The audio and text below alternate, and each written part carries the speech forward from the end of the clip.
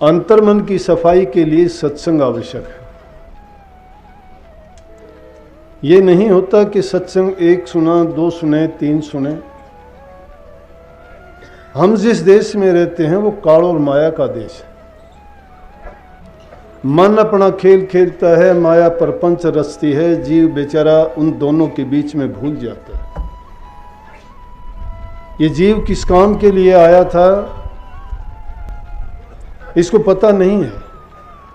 अगर कोई बताने वाला आता भी है तो एक बार में, दो बार में इसको समझ नहीं आती, और उसकी समझ में ना आने का कारण है इसका कर्म फल। हम जो भी हैं ये तो समझ इंसान के रूप में जब जीव आता है तो समझ में आती है। हम जो भी हैं अपने कर्म फल के अनुसार हैं। संसार में देखते हैं देह मनुष्य की होती है, कई पशु की तरह जीवन जीते हैं, कोई ठाठ बाट से जीवन जीते हैं, कोई दुख में जिंदगी काटता है, कोई अंग भंग होके पूरी जिंदगी पश्चाता रोता है, कोई कंगला भिखारी आके दुख तकलीफ उठाता है, कोई उठता नहीं उससे पहले ही उसको भोजन और अच्छी सारी चीज़ें उठने से पहले तैयार मिलती हैं। ये कर्म का फल ही तो है और क्या है। लेकिन इतना समय है किसके पास जो इन बातों की ओर गौर करे। है ये समय महापुरुषों के पास। महापुरुष संसार के जीवों को जगाने के लिए आते हैं।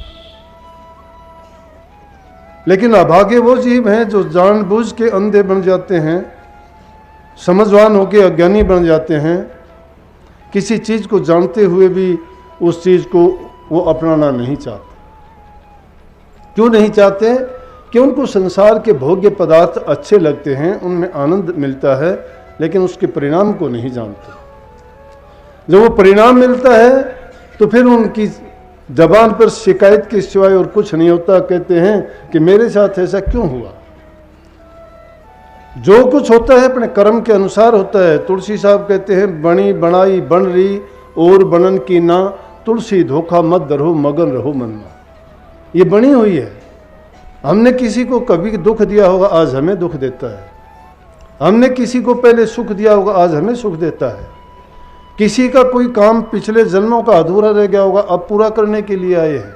इतिहास गवाह है इस बात का कि जो इंसान जैसा कर्म करता है, कर्म के अनुसार वो उसका प्रारब्ध बन के, उसका भविष्य बन के उसके सामने आ जाता है। रामचंद्र जी के बारे में हम सब जानते हैं, सब ने रामायण सुन रखी है। लेकिन अगर गौर करके देखें तो रामचंद्र जी ने बाली को छिपके तीर चलाया था और उसके कारण उसके प्राण हर लिए थे। अगले जन्म में जब रामचंद्र जी कृष्ण जी के रूप में आए और बाली था, वो बाली भील बन के आया, और उसी बाली भील ने जब कृष्ण के प्राण अंत किए तो वो बाद में उसके पता चला कि वो हिरण के धोखे में उसने तीर चलाया और वो कृष्ण जी के पांव में लगा जहां उसके पैर में पद्म था। वो मृग की आंख की तरह से चमकता दिखाई दिया। भील ने सोचा कोई हिरण बैठा हुआ है, तीर उसमें लगा, लगते ही आह की आवाज निकाली तो उसने सोचा ये तो अनर्थ हुआ, किसी आदमी को लगे। कृष्ण जी के पास जाके भील कहने लगा, उस भील का नाम भी बाली था, कहने लगा जी क्षमा करो, मेरे से बहुत बड़ी गलती होगी। क्योंकि श्री कृष्ण जी युग पुरुष थे। आज तक उनको हम परमात्म रूप में पूजते हैं, भगवान के रूप में पूजते हैं। अनेक धर्म उनके नाम से चले हुए हैं। हमारे देश में बहुत उनका सम्मान और उनको हर हिस्से में पूजा जाता है भगवान रूप मान के। वही कृष्ण जी उनको कहते हैं कि कोई बात नहीं, ये तेरा कसूर नहीं, मेरा अपना कर्म था। कहने लगे जी आपका कर्म कि पिछले जन्म में मैं राम के रूप में था और तुम बाली के रूप में था। मैंने तुझे छिपके तीर मारा था, अब तेरे से भी छिपके तीर लग गया। तो ये कर्म का खेल बड़ा लंबा चौड़ा है, ये टूटता नहीं, इसकी श्रृंखला चलती रहती है। इसीलिए इंसान का जब जन्म लेता है तो महापुरुष को चेताते हैं कि भाई कि अब तो सोच समझ के चाल, भूल में बनी सो बनी। जो हमने अनजानपने में गलतियां हुई हैं, भूल हुई हैं, पिछले जन्मों में हुई हैं, जिस किस तरह जो भी कर्म किए हैं, वो भूल में हुए हैं, लेकिन आज इंसान के रूप में हम भूले हुए नहीं। इंसान को समझ है, ये भूत, भविष्य और वर्तमान की तीनों काल की अगर जानना चाहे तो जान सकता है। भूत में जो किए थे हमें उस कर्मफल को भोग रहे हैं, आज जो करेंगे वो भविष्य में हमें भोगना पड़ेगा। तो तीनों काल को हम जान सकते हैं इसी वर्तमान काल में। तो इंसान रूप में जब इन चीज़ों को जान सकते हैं तो फिर उस कर्म के लिए पीछे जो कि उस गलती को ना दोहरा के अपने भविष्य को बनाने का अगर हम प्रयत्न करें, हमारा भविष्य उज्जवल हो सकता है। और उसमें सहायक क्या चीज़ होगी, क्योंकि पिछले कर्म जो किए हैं उस कर्म फल को भोगने के लिए मजबूर हैं, लेकिन उसकी एक दवा है। वो दवा खोज निकाली संतों ने, महापुरुषों ने, कि प्रभु के नाम के सुमन से बड़े बड़े पाप धुल जाते हैं। इसलिए उन्होंने वसीला बताया, नाम का नाम से बढ़ के कोई दवा दारू नहीं है जो इंसान के तीनों तापों को मेट देती है, देहिक, देविक और आध्यात्मिक। जितने भी इसके कर्म हैं, चाहे शरीर के हैं, चाहे मन के हैं, चाहे आत्मा के हैं, सब रोगों की दवाई प्रभु के नाम में है। लेकिन वो कैसे होगी, वो करनी का फल है, बुद्धि का खेल नहीं है कहीं भी। बुद्धि में तो चतुराई आएगी, तर्क वितर्क होंगे, बातचीत होगी, लेकिन उनमें मिलना जाना कुछ नहीं है। तर्क वितर्क में, चतुराई में, बुद्धि में तो ऐसा है जैसे प्याज को या बंद गोभी को छीलना शुरू कर दें और सोचें कि अंदर में कुछ निकलेगा, निकलता कुछ नहीं है। छिलके उतार उतार के फेंक दोगे, अंदर से कुछ नहीं मिलेगा। जो कुछ है वो उन्हीं के अंदर छिपा हुआ है, उन्हीं की परतों में है। इसी उनका वजूद जो है वो छिलके ही है। इसलिए उन बातों को उधेड़ मुंह में मत पड़ो। जो भी करना है, हमारे पास समय है, इसका सदुपयोग करें। संतों की शरण में जाके प्रभु के नाम का चिंतन करना, सुमन करना, याद करना। भूल पड़ेगी, क्यों पड़ेगी कि काल ने जो खेल रचा है वो नहीं चाहता कि उसके जीव उसको देश को छोड़ के चले जाए, ये खाली हो जाएगा। इसलिए उसने इसके मन में अपने एक शैतान बिठा दिया जिसका नाम मन है। हमारे अंदर में मन एक ऐसी चीज लगाई है जो शैतानी करता है, जो इंसान को मूल उद्देश्य से भटका देता है। वो कभी विषय विकारों में डालता है, कभी लोभ लालच में डाल देता है, कभी संसार के पदार्थों के रस और आनंद भोगों में इस जीव को ऐसा फंसाता है कि इसके लिए निकलना बड़ा कठिन होता है। परंतु अगर सत्संग इस जीव को मिल जाए, नित्य प्रति सत्संग में जाए और लगातार उनको सुनने से, एक दिन में नहीं, क्या पता कब इसको क्या संदेशा मिल जाए। ये जरूरी नहीं है कि सारी जिंदगी तुम सत्संग में जाते रहो, शायद आपको ना मिले और कोई एक ऐसी घड़ी आए कि एक ही वचन आपके जीवन को बढ़ा के रख देगी। तो वो क्या पता कौन सी घड़ी होगी, कौन सा वो टाइम होगा, वो मालिक ने कौन सा हमारे लिए निश्चित किया होगा, हम नहीं जान सकते।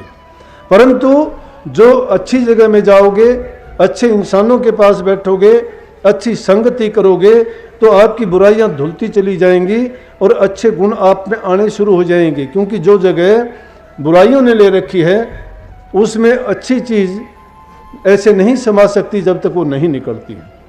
और वो कैसे निकलेंगी, वो जब निकलेंगे कि उनसे ताकतवर चीज़ हमें मिल जाए। तो मन से ताकतवर चीज़ कौन है? गुरु का नाम है, गुरु की दीक्षा, शिक्षा, उपदेश है। वो उपदेश अगर हमारे अंदर में जाएगा, बुद्धि हमारा साथ देगी और सतगुरु ज्ञान रूप में प्रकट होकर हमारे अंदर के अंधकार को मिटा देगा और उस ज्ञान को प्रकट कर देगा। अगर हम कोशिश नहीं करते, यूं तो दुनियादारी का है, हम खुशी मनाते हैं, देखते हैं, एक आता है एक जाता है, कीड़ी नाड़ की तरह से संसार का आना जाना लगा हुआ है। पुत्र जाया खुशी मनीर, खूब बजाए ढोल, कितनी खुशियां मनाते हैं।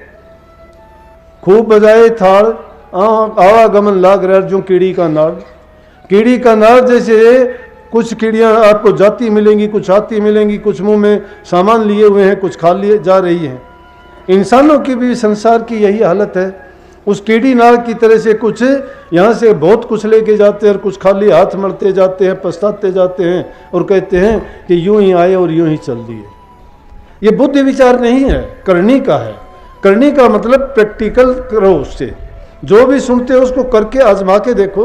अरे दुनियादारी में अध्यापक पढ़ाता है, आपको कोई सूत्र बताता है और उस सूत्र से आप अनेकों चीजों को हल कर लेते हो। लेकिन गुरु और क्या बताता है? गुरु भी तो नाम ही बताता है, जिससे जीवन की गुत्थी को सुलझाने का तरीका है, जिसको कर्म से काटने का सूत्र ही तो है। उस सूत्र को हम पकड़ते नहीं हैं। ज्ञान तो ब्रह्म ज्ञान होता है। ब्रह्म ज्ञान कौन सा है? जिसमें हम आत्म सात करते हैं, जिसको आत्म रूप में पहचानते हैं कि हम क्यों क्या हैं, क्यों आए थे, क्या करना है, वो है जो ब्रह्म ज्ञान जिसको मिल जाता है। आत्म ज्ञान को जो जान जाता है उसको ज्ञान कहो। ये तो ज्ञान है नहीं, और ये उपदेश भी उन्हीं लोगों के लिए है। अज्ञानियों के लिए तो उपदेश भी नहीं होता। अज्ञानी आदमी कौन ज्ञान को सुनेगा? आप क्या सोचते हो कि पापी दुष्ट उस ज्ञान को सुनेंगे? अज्ञानी नहीं सुनेगा। ज्ञानी को ही सुनाना है। भटकाव ज्ञानी का होता है। अज्ञानी तो क्या भटका हुआ है वो, उसको सुधरना अगर वो प्रयास करेगा तो ये है कि इस जीवन में उसको कुछ ना कुछ मिल जाएगा, आगे के उसके जन्म सुधर सकते हैं। तो संतों ने कहा कि ज्ञानी के हम गुरु हैं, अज्ञानी के दास। वो पकड़ेंगे लाकड़ा और हम पकड़ेंगे घास। हम ज्ञानियों के गुरु हैं, अज्ञानियों के। अज्ञानी तो झगड़ा कर लेगा, वो तो कहेगा बता राम क्या है, कहाँ है राम, क्या राम राम करते हो, देखा कभी किसी ने राम? क्या आकार है उसका, क्या रंग रूप है उसका, कहाँ रहता है वो? कौन समझाएगा उनको, कौन बताएगा? किसको गाते हो? जो गाने वाली चीज है, पहचानने वाली चीज है, वो चीज तो किसी रंग रूप में नहीं, कोई आकार में नहीं, लेकिन वो है, हर जगह है।